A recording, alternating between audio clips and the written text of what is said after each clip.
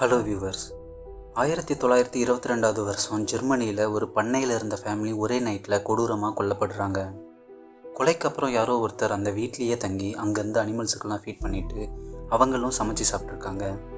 லிட்ரலாக டெட் பாடிஸ்க்கு நடுவில் ஒரே வீட்டில் நாள் கணக்கில் சர்வை பண்ணிட்டு இருந்திருக்காங்க.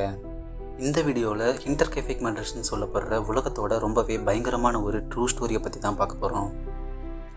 ஸோ வீடியோ ஃபுல்லாக பாருங்கள். நீங்கள் இந்த சேனலை புதுசாக பார்க்குறீங்கன்னா சப்ஸ்கிரைப் பண்ணிக்கோங்க. இப்போ வாங்க வீடியோக்குள்ளே போகலாம். நான் மிஸ்டர் அன்னவுன், நீங்கள் பார்த்துட்டு இருக்கிறது திங்க் இன் சைலன்ஸ். ஜெர்மனியில் இன்டர்கைஃபெக்ட்னு சொல்லப்படுற ஒரு பண்ணை இருக்குது. அந்த பண்ணையை சுற்றி ஃபாரஸ்ட், பக்கத்தில் எந்த ஒரு வீடுமே இல்லை. நெய்பர்ஸ் கூட ரொம்ப தள்ளி தான் இருக்காங்க. அந்த பண்ணை வீட்டில் மொத்தம் 5 பேர் இருக்காங்க. அந்த வீட்டோட தலைவர் ஆண்ட்ரியஸ் குரூபர். இவருக்கு 63 வயசு ஆகுது. இவர் ஒரு ஃபார்மர். இவருக்கு கசிலியான ஒரு ஒய்ஃப் இருக்காங்க. இவங்க 2 பேருக்கும் ஒரு பொண்ணு இருக்காங்க. அவங்க பேர் விக்டோரியா கேப்ரியல். விக்டோரியாவோட ஹஸ்பண்ட் கேப்ரியல் முதல் உலக போகிறப்போ நடந்த ஒரு பாம் பிளாஸ்டில் இறந்துடுறாரு.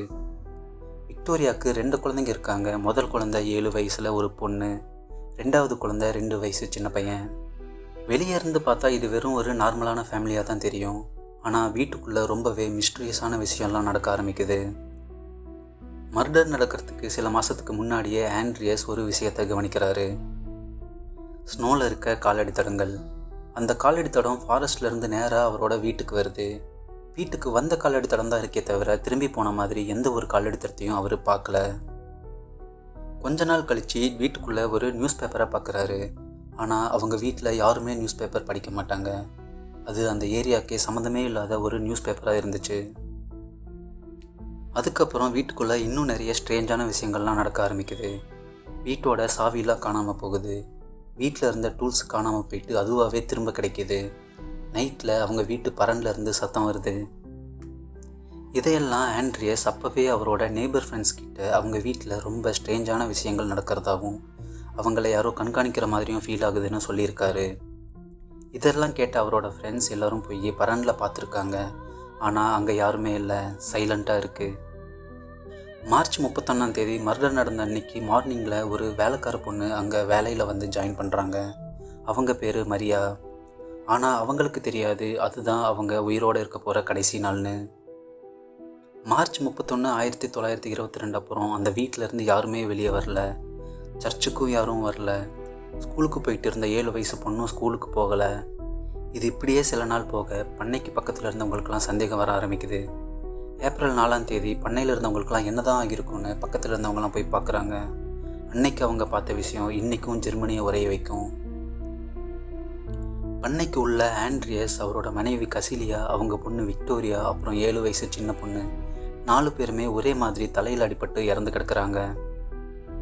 4 பேரையும் சுத்தியல் மாதிரி இருக்க மட்டக்குன்னு சொல்கிற ஒரு டூலை வச்சு கொடூரமாக அடித்து கொண்டு இருக்காங்க. வீட்டுக்குள்ளே பெட்டில் வேலைக்கார பொண்ணு மரியாவும் பக்கத்தில் தொட்டியில் 2 வயசு குழந்தையும் இறந்து போயிருக்காங்க. இதெல்லாம் தெரிஞ்சு போலீஸ் அந்த இடத்துக்கு வராங்க. வந்து பார்த்ததில் அங்கே பணம் எதுவும் திருடு போகலை. நகையெல்லாம் இருந்த இடத்துல அப்படியே இருக்குது. ஸோ போலீஸ் இது கொள்ளை இல்லை, பிளான் பண்ணி செய்யப்பட்ட ஒரு கொலைன்னு சொல்லிட்டாங்க. போலீஸ் இதை ஃபர்தராக இன்வெஸ்டிகேட் பண்ணும்போது அவங்களுக்கு விசித்திரமான ஒரு விஷயம் தெரிய வருது. கொலை நடந்ததுக்கப்புறம் யாரோ அங்கே இருந்த அனிமல்ஸுக்கெல்லாம் தீனி வச்சுருக்காங்க. வீட்டில் இருந்த ப்ரெட்டெல்லாம் கட் பண்ணி சமைச்சு சாப்பிட்ருக்காங்க. எஸ், கொலைக்கு அப்புறம் யாரோ ஒருத்தர் அங்கேயே அந்த டெட் பாடிஸ்க்கு நடுவில் கிட்டத்தட்ட 4 நாளாக ஒரு சராசரி வாழ்க்கையாக வாழ்ந்திருக்காங்க. ஆனால் இது எதுவுமே பக்கத்தில் இருந்த யாருக்குமே தெரியலை. போலீஸ் இந்த கொலையை பற்றி பக்கத்தில் விசாரிக்கும்போது அவங்க என்ன சொல்கிறாங்கன்னா, வீட்டில் இருந்த சிம்னிலேருந்து புகை வந்துகிட்டே இருந்ததுனால அவங்களுக்கு எந்த ஒரு சந்தேகமும் வரலன்னு சொல்லியிருக்காங்க. அது மட்டும் இல்லாமல் கொலை நடந்த அன்னைக்கு அவங்க எந்த ஒரு சத்தத்தையும் கேட்கலன்னு ரொம்பவே அமைதியாக தான் இருந்ததுன்னு சொல்லியிருக்காங்க. உங்களுக்கு யார் மேலேயாவது சந்தேகம் இருக்கான்னு பக்கத்தில் கேட்கும்போது ஒவ்வொருத்தரும் ஒன்றுன்னு சொல்கிறாங்க. சில பேர் என்ன சொல்கிறாங்கன்னா, விக்டோரியாவோட ஹஸ்பண்ட் வாரில் சாகவே இல்லை, அவரோட பாடி யாருக்குமே கிடைக்கல, அவர் உயிரோடு தான் இருக்காருன்னு. விக்டோரியாவுக்கு அந்த டைமில் வேற ஒருத்தரோட அஃபைர் இருந்ததாகவும் அது தெரிஞ்சு கேப்ரியல் தான் அந்த ஃபேமிலியில் இருந்த எல்லாரையும் கொண்டு இருப்பாருன்னு சொல்கிறாங்க.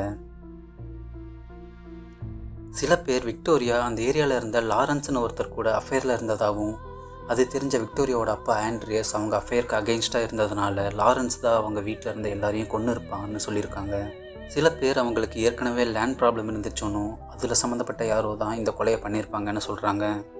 சில பேர் அவங்களுக்குள்ளேயே அடிச்சுட்டு செத்துருப்பாங்கன்னு சொல்கிறாங்க. ஆனால் இது எல்லாமே ஒரு யூகம்தான்.